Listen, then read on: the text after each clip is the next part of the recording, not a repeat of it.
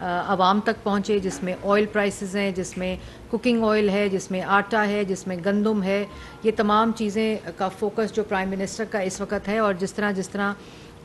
Cooking oil है, जिसमें आटा है, जिसमें गंदम है, ये तमाम चीज़ें का फोकस जो प्राइम मिनिस्टर का इस वक्त है। और जिस तरह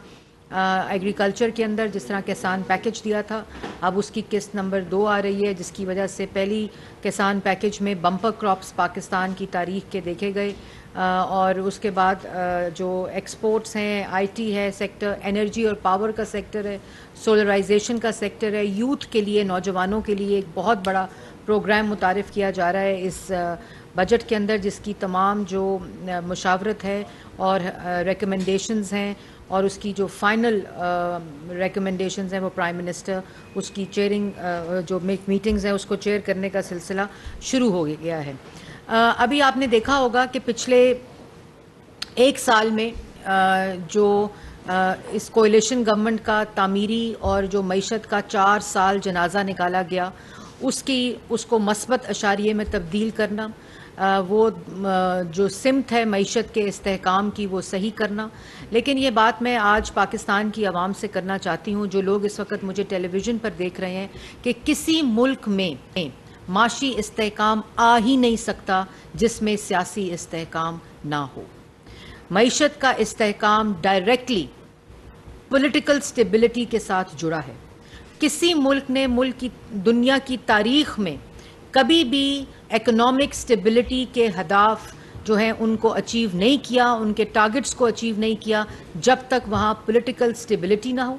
वहाँ अमन ना हो, और उसके अंदर जो मईशत के इस्तेहकाम है उसकी डायरेक्शन सही ना हो। तो ये बिल्कुल आपस में लिंक्ड एक जुज़ है जिसको नज़रअंदाज नहीं किया जा सकता। आपको याद होगा 2013 से 2018 तक जो तरक्की का सफ़र था, जिसमें महंगाई की कमी, सीपैक, मईशत का इस्तेहकाम, IMF प्रोग्राम का पूरा जो एक कंप्लीट होना, उसके साथ साथ 14,000 मेगावाट बिजली, क्योंकि 19 और 20 घंटे लोड शेडिंग थी, उसके साथ दहशत गर्दी का खात्मा, ये सब काम ऐसे नहीं हो गए। ये सब काम नवाज शरीफ के उस विजन के मुताबिक थे कि उन्होंने जब 2013 में हुकूमत संभाली तो उन्होंने सूबों के अंदर जहां मेजॉरिटी जो पार्टीज थी उनको हुकूमत बनाने का मौका दिया, ताकि मुल्क के अंदर पॉलिटिकल स्टेबिलिटी जो है वो कायम होगी। तो उनको पता था बिजली भी बनेगी, अमन भी आएगा, मईशत को भी इस्तेहकाम मिलेगा, फॉरेन डायरेक्ट इन्वेस्टमेंट भी सिर्फ तब आएगी, सीपैक भी सिर्फ तब आएगा। और वो तमाम टारगेट्स पूरे करने के लिए उन्होंने अपनी ज़ात के ऊपर होकर, क्योंकि ये जो माइंड सेट है वो 2013 में, 14 में, 15 में इसी तरह गालियां देता था, इसी तरह डी चौक के ऊपर कब्रें खोदता था, इसी तरह सुप्रीम कोर्ट के बाहर गंदे कपड़े लटकाता था, इसी तरह एक फसाद, इंतशार, नफरत की, पॉलिटिकल इंस्टेबिलिटी की जो एक पूरी माइंड सेट की एक तसलसल है वो जारी था। लेकिन वज़ीर आज़म नवाज शरीफ ने पॉलिटिकल इंस्टेबिलिटी को इंश्योर करने के लिए तमाम सियासी कुव्वतों को और जमातों को इकट्ठा किया अपनी ज़ात से ऊपर जाकर। और उसके बाद 2018 के बाद जो मुसल्लत हुआ माइंड सेट, उस मुसल्लत शुदा माइंड सेट ने वही पॉलिटिकल इंस्टेबिलिटी, ऑपोजिशन को जेलों में, सजाए मौत की चक्कियों में, लोगों की बहनों को, बेटियों को, मीडिया को, सबको जेलों के अंदर डालकर उन्होंने 4 साल मईशत का जनाजा निकाला, अवाम की रोजगार का जनाजा निकाला, रोटी, चीनी, बिजली, गैस, दवाई महंगा किया, लोगों 60 लाख लोगों को बेरोजगार किया, तरक्की की शरह 6.2% पर तरक्की करता हुआ मुल्क मनफी पे लेकर गए और कहते हैं हमने मुल्क की मईशत को इस्तेहकाम दिया था। IMF का प्रोग्राम लेकर आए, उसकी वायलेशन की, उसको सस्पेंड किया, और उसके बाद जो 18 से 22 तक का सफर है वो आपके सामने है।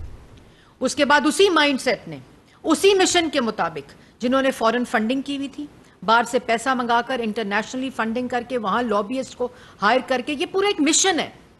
मुल्क की बर्बादी, मईशत की तबाही।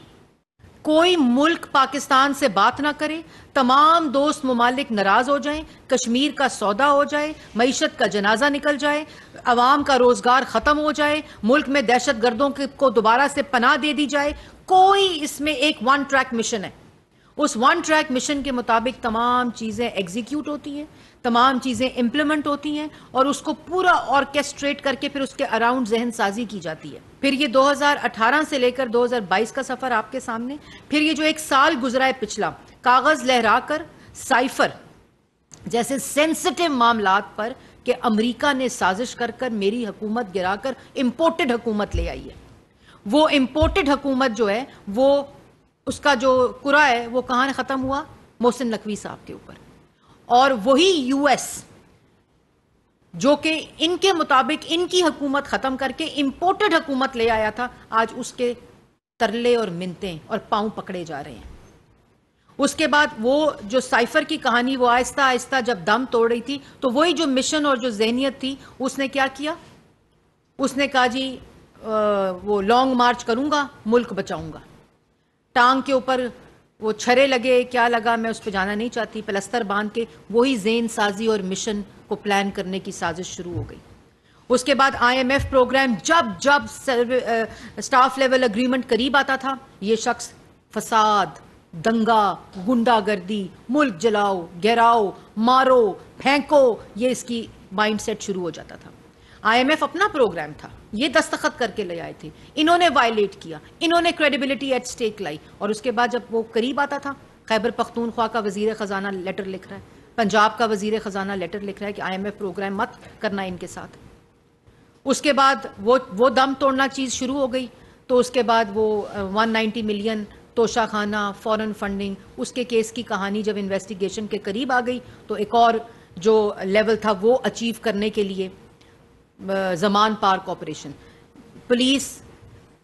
लेके जाती है वारंट तो पेट्रोल बम फेंकता है, ह्यूमन राइट्स की वायलेशन करके ख़वातीन को ह्यूमन शील्ड्स बनाता है, पुलिस वालों के सर फाड़ता है, फसाद, दंगा, लाहौर जला दिया, इधर लॉन्ग मार्च में इस्लामाबाद जला दिया, मेट्रो स्टेशन जला दिए,